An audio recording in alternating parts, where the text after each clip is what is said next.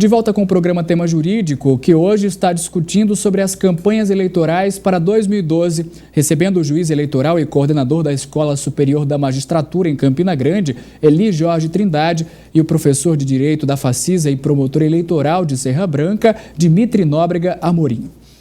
Senhores, começando esse bloco, quero começar perguntando para o professor Dimitri, na opinião do senhor, qual o peso das redes sociais nas eleições deste ano? É gigantesco.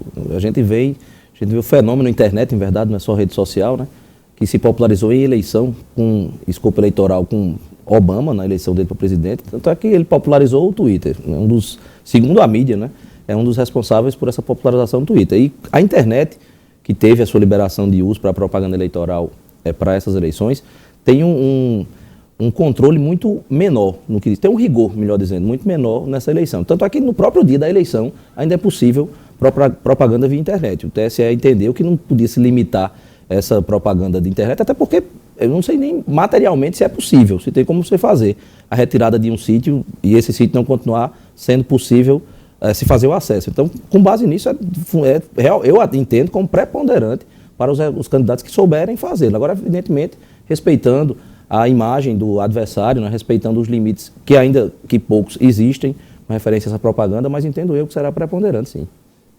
Doutor Eli, quero lhe perguntar também sobre o peso das redes sociais nas eleições deste ano, mas completando sobre quais as principais regras para a internet. Nós também entendemos, a própria Justiça Eleitoral está visualizando que vai ser um grande desafio, não apenas para a Justiça Eleitoral, nem para os candidatos, mas também para os próprios eleitores, porque a propaganda na internet ela pode ser feita por qualquer pessoa, por qualquer eleitor. Dentre as regras dessa propaganda na internet, a gente pode resumir na essência que a primeira regra é não permitir o anonimato. Toda e qualquer propaganda ela deverá ser feita, mas identificando a pessoa que está fazendo essa propaganda. A segunda regra que poderíamos elencar é de que essa propaganda ela deve ser feita pelos partidos, pelos candidatos ou por pessoa física. Não é permitida a realização de propaganda por sites de empresas ou pessoa jurídica de qualquer forma, não é? E uma terceira regra básica que podemos elencar é a proibição, é uma proibição até óbvia, mas é importante dizer, de qualquer manifestação que possa denegrir a imagem de qualquer candidato, de qualquer agremiação política. Os crimes de injúria, calúnia, difamação, que já são bem assimilados pela população, eles também não podem ser feitos. Aquela pessoa que quer fazer uma propaganda, que quer manifestar livremente a sua expressão, ela pode, dentro dessas regras, fazer sem risco. Quer dizer, fazendo propaganda positiva, fazendo propaganda através de sites de pessoa física e evitando o anonimato. Professor Dimitri, o candidato pode utilizar o mesmo domínio ou site para continuar utilizando para propaganda? Se ele já tinha um criado... Exatamente, já tinha um site pessoal especificamente? Ele pode criar, como bem colocou o doutor Eli Jorge, qualquer pessoa pode fazê-lo, né? Existe também a vedação de não poder ser pago. Isso aí tem essa limitação para o popular, para o cidadão que quiser fazê-lo. E o mais importante é, como disse o doutor Eli, é que essa campanha seja feita de modo propositivo, né? O mais importante para o eleitor, e eu acredito que nessas últimas eleições, eu venho trabalhando, acho que nas últimas 4 eleições, é que o eleitor está mais consciente. A gente nota que o eleitor está mais consciente, né? Então, é bom que se atinja, na internet principalmente, pela rapidez da disseminação da informação. Então, é bom que se tentem fazer os candidatos uma campanha eleitoral propositiva, mostrando as propostas, mostrando o que pretendem, respeitando, evidentemente, as opiniões contrárias e principalmente a imagem e a honra dos adversários. Isso também vale para blogs, Facebook, Twitter, enfim, redes sociais? E YouTube. Tudo. Não há essa limitação na regulamentação da propaganda. Juiz Eli, é comum vermos durante o período eleitoral montagens para denegrir a imagem de algum candidato. O autor da ofensa poderá ser penalizado criminalmente caso seja descoberto na inclusão destas imagens na internet?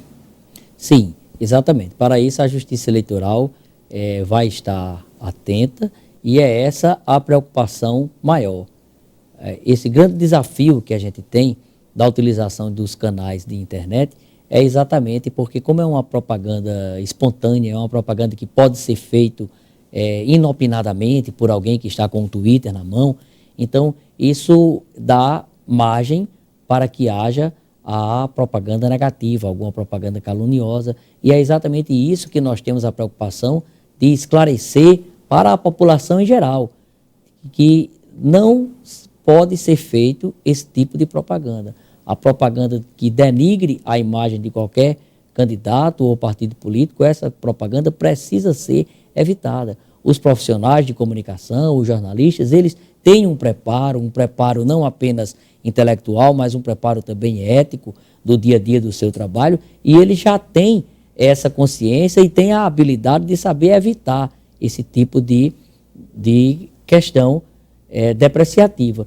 Mas o eleitor que quiser manifestar a sua expressão, ele deverá também ter os mesmos cuidados para não incidir em ofensa que pode lhe trazer uma consequência, inclusive criminal. Enquetes na internet estão liberadas?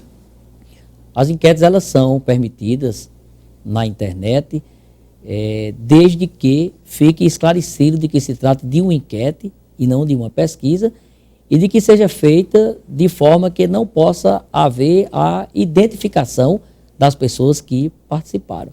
Mantidas essas regras, não há objeção de que seja feita a enquete.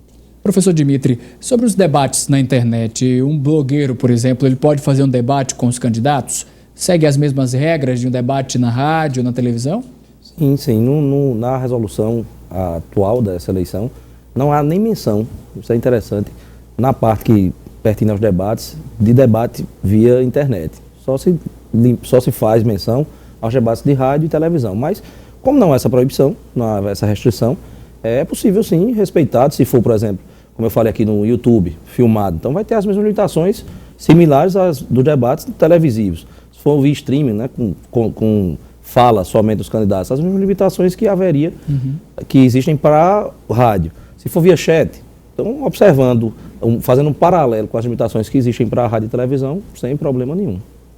Mas o blogueiro, ele é obrigado a trazer todo mundo, todos os candidatos? Isso sim, se tensionar fazer um debate na internet, como essa obrigação existe para a rádio e para televisão, é necessário que ele convide. Até porque televisão e rádio também não são obrigados a levar todos os candidatos. Mas é necessário que se comprove que houve o convite e o candidato não quis participar. Confira depois do intervalo o impacto da lei da ficha limpa nas eleições de 2012.